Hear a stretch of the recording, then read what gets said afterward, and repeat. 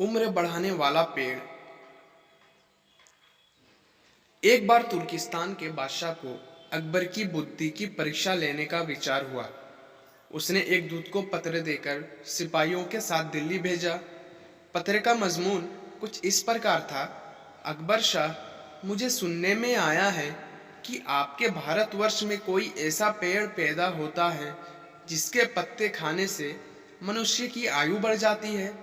यदि ये बात सच्ची है तो मेरे लिए उस पेड़ के थोड़े पत्ते अवश्य भिजवाएं।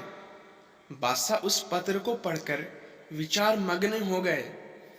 फिर कुछ देर तक बीरबल से राय मशवरा कर उन्होंने सिपाहियों सहित उस दूत को कैद कर एक शीत किले में बंद करवा दिया।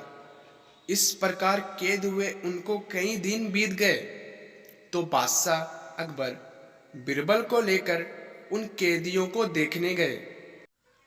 बादशाह को देखकर उनको अपने मृत्यु होने की आशा हुई, परंतु ये बात निर्मूल थी।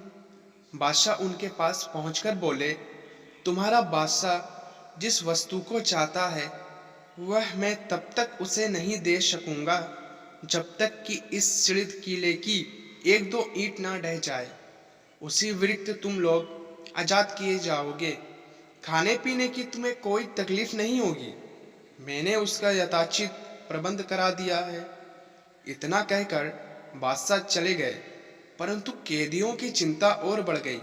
वो अपने मृत्यु होने के उपाय सोचने लगे। उनको अपने स्पष्ट के मूर्खों का स्मरण कर बड़ा दुख होता था। वे कुछ देर तक इसी चिंता में डूबे रहे। अंत में वो ईश्वर की वंदना करने लगे और बोले, हे भगवान, क्या हम इस वंदन से मृत नहीं किए जाएंगे? क्या हमारा जन्म इस किले में बंद रहकर कष्ट भोगने के लिए हुआ है? आप तो दीनानाथ है। अपना नाम याद कर हम आशाइयों की भी सुध लीजिए। इस प्रकार वे नित्य प्रार्थना करने लगे। अंत में उनकी प्रार्थना का असर हुआ। ईश्वर की कृपा हुई। एक दिन बड़े जोरों का भूकंप आया और किले का कुछ भाग भूकंप के कारण धाराशायी हो गया। सामने का पर्वत भी टूटकर चकनाचूर हो गया। इस घटना के पश्चात दूत ने बादशाह के पास किला टूटने की सूचना भेजी।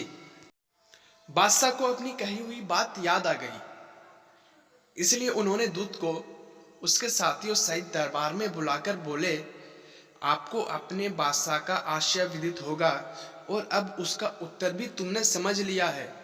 यदि ना समझा है तो सुनो, मैं उसे और भी स्पष्ट किए देता हूँ। देखो, तुम लोग गणना में केवल 100 हो और तुम्हारी आह से ऐसा शीत किला ढह गया।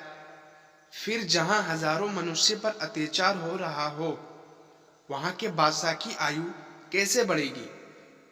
उसकी तो आयु घटती ही चली जाएगी और लोगों की आस से उसका शीघ्र ही पतन हो जाएगा।